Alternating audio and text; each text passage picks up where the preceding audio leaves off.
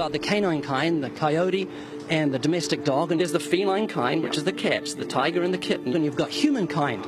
So Darwin said there'd be a change of kinds over many years, so could you give me one example of observable evidence of a change of kinds? So, for instance, the fossil record shows the common ancestors of all carnivores, that cats and dogs were once linked, once united by a common ancestor. How long ago? This, I believe, was like 60 million years ago. I don't want something I have to accept by faith. I want it to be observable. Observable evidence. Well, I mean, if you're just asking me here on the street, there's not really much I can tell you in terms of observable evidence. Like, we would have to really examine existing data to draw conclusions of our own.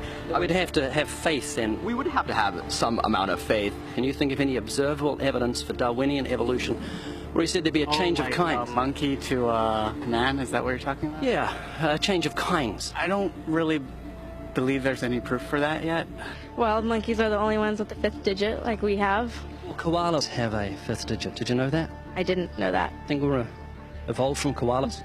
No. When I went to Washington D.C., I saw they had a whole exhibit just on In the Smithsonian? Yeah, in the Oh Smithsonian. wait, so that is just like some stuffed dummies, like standing around a fire. I know that everyone talks about the missing link for humans and whatnot. I believe that there are connections that are out there that we haven't found yet. I'm going to trust what those experts did. Those experts came up with. I have a strong trust in evolutionary ideas based on the evidence presented. Can you think of any observable evidence for Darwinian evolution, a change of kinds? I haven't seen it myself, but I believe what the textbooks tell me about it, so... You've got faith in the experts? I have faith in the experts, yeah. I guess similar to how religious people have faith that God actually exists, I have faith in the experts knowing what they're talking about. The scientific method must be observable and repeatable. So could you give me one piece of observable evidence for Darwinian evolution? Okay, I would point to, as one great example is look at the genetics of the stickleback. What's that? So stickleback fish are a very interesting collection of species that were recently isolated after the end of the Ice Age. What did they become? They're various species of sticklebacks. They stayed as fish. Well, of course. Can you think of any observable evidence where there was a change of kinds? Fish. Human beings are still fish. Human beings are fish? Why, yes, of course they are. How long did that take? A couple billions of years, millions. A couple of millions? How is that observable? It's not. We came out of the ground as a mammal, and one mammal created... Come out of the ground? Didn't we come out of the sea? Huh? Well, initially in the beginning, we came out of the ground and the sea. After the great destruction of the... So did we have lungs or gills when we came out of the sea? You want to know something? Those that were in the sea, I guess, had gills, and those that were on land had lungs. But if we came out of the sea, we had gills in the sea. You want to know something? Who knows that we came out of the sea or we evolved from mammals? So you don't know? Huh? Of course I don't know. I'm accepting that they did their science correctly. Could you give me an example of Darwinian evolution, not adaptation or speciation, but a change of kinds? These are changes of kinds. They're still fish. They're distinctly different fish. We have thousands of examples. Can you give me one? I can give you thousands. Just one. For instance, I would say look at Lenski's experiments with bacteria then. So what did the bacteria become? The bacteria are still bacteria, of course. That's not Darwinian evolution. That's not a change of kinds, is it? It is a change. It is a change in the genetic makeup of the bacteria, which is still bacteria. So what did the bacteria become? A new kind of bacteria. So it's still bacteria. There's no change of kinds. To summarize, the observable evidence that you give me for Darwinian evolution is bacteria becoming bacteria. No, it is bacteria acquiring new metabolic capabilities. You said before that there is lots of evidence for evolution. I just want one observable evidence for Darwinian evolution, just one. But I gave you some. You don't want... Not some, I want one. Wait, you don't want that. I want one. Yes, I do. I'm pleading with you. You asked me to tell you when I've watched one species evolve into another. Isn't that right? No, one kind into another. There's 14 different definitions of species. So I want a change of a kind. When you're talking about kinds or change in families, you're actually talking about macroevolution. You're talking about changes on the level that separate, say, cats from dogs. So could you give me any examples of Darwinian evolution? Well, when you say examples of that, then you have to sort of look at over a longer time frame. It has nothing to do with faith. Faith is something that I have to, unseen, I have to believe in. That's it, unseen. Look, do you believe evolution? Of course I do. Are you a believer in evolution? Yes, I am. When did you start to believe evolution? I started to believe evolution when I started to think out for myself. Is evolution a belief? Well, you know something, evolution is a thought process. Is coming to terms and checking out all the alternatives, like taking a look at the religion, man-made religions. Let me ask you again, is evolution a belief? No, evolution is, well, yeah, in a word, yeah, I could say it could be a belief. When you say change of kinds, you mean the evolution of one species from another or to another?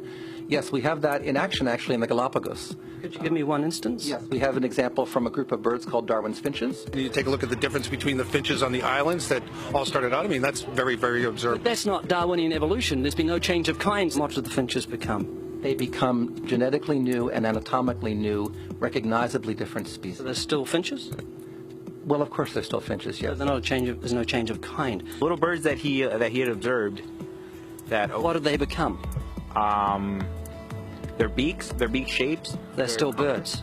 Yes. 3 finches have turned into different types of birds. They're still finches. Well, for example, Darwin and his study on evolution of the birds on the island that he went on to there. Their beaks changed? Their beaks. They're still birds. There's no change of kinds. That's within the kind. Evolution on the beaks. So that's called adaptation. It's not Darwinian evolution. There's no change of kinds. There's no different animal involved.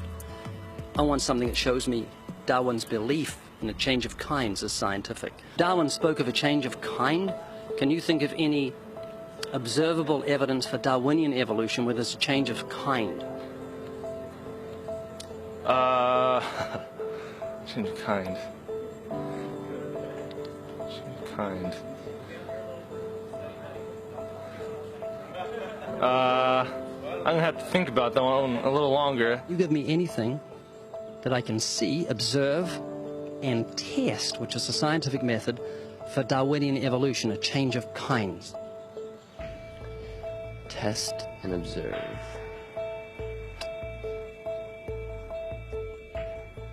Could you give me observable evidence, which is the scientific method for Darwinian evolution, a change of kinds?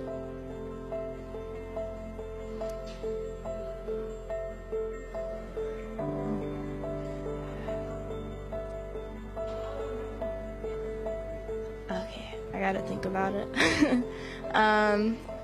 So you want the evidence of it? I would say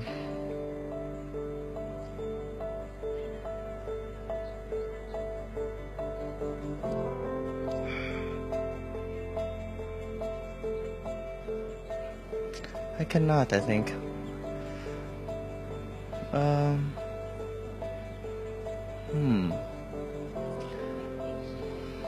It's a hard question, actually.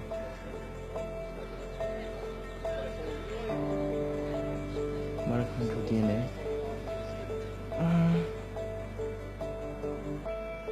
So, can you repeat the question again? Could you give me any observable evidence, just one, for Darwinian evolution? Let me think about that for a sec.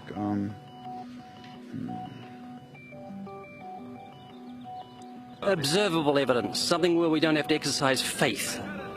Something that can be observed, like the scientific process, observable. That's a good question. That one I'm not quite sure. So you can't think of any observable evidence for evolution? No. How do you know it's true? I'm not sure. So Darwinian evolution is not observable, it's not scientific. I guess so. So it's unscientific, you can't prove it. It's scientific, actually. You could prove it. It could be proven, just... Do it for me. That's hard. That's just too broad of a... It's unobservable, that's why you need millions of years. Yes, exactly. You're trusting the biology majors and the biology professors know what they're talking about, and they can't even give me evidence of a change of kinds. Well, then there isn't one. If they don't give it, then I wouldn't say there was. Yeah. I just go on what I've seen and what I've learned from class. So you believe? Yeah. You know what that's called? What? Blind faith. Blind faith. Faith is the great cop-out, the great excuse to evade the need to think and evaluate evidence. Richard Dawkins. Do you believe in intelligent design? Of course not. Do you think everything is intelligently designed? No, I don't believe that things are intelligently designed. Okay, you seem like an intelligent person, so I'm going to ask you something. I'd like you to make me a rose, okay? How would you make a rose? I don't have the capabilities to do that. Hang on. No, it's not intelligently designed, so you should be able to whip me up a rose real quick. Do you believe a rose is intelligently designed? Definitely not. In order for me to know what to make, I have to know what a rose is. Well, it's got a seed, so you've got to start with nothing and you've got to create a seed from nothing. Oh. Can you do that? No, I can't. Could you make a rose from nothing?